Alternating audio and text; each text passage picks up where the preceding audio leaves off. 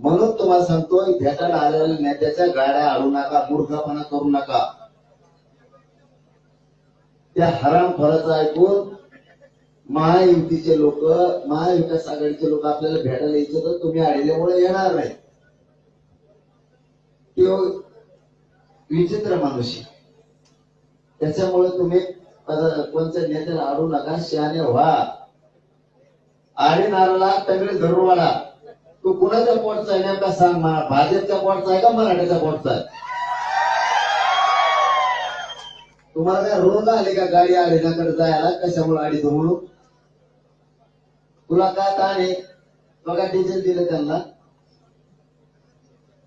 कुणी नेत्याला आडवायला गेला ना त्याला धरून ओढून आणा, त्याला फक्त मायापुढे आणा. तुम्ही काय कामाचे मग ते गाडी आली तुम्ही? म्हणजे आपण एवढे मोठे असून ते 2-3 जरा भारी भरायला लागले, ते जरा पुढेच नाही पाठी देईल. त्याला तेच वाटतंय आपल्या लोकांनी गाड्या नेत्याच्या आणावं, मग नेते यांच्याकडे जाऊ नये, आणि तुम्ही तेच काम करायला. काय डोकं वापरणार आहोत तुम्ही? त्याला आम्ही 500 किलोमीटर. आपल्याकडे भाजपचा, राष्ट्रवादी काँग्रेस, शिवसेनेचा नेता येऊ नये,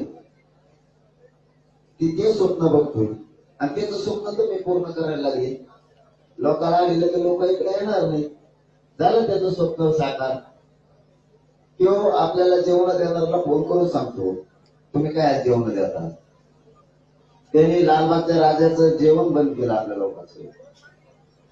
आता गाड्या अडवायला त्याला वाटतं मराठीचे लोक कदरून माघारी गेले पाहिजे.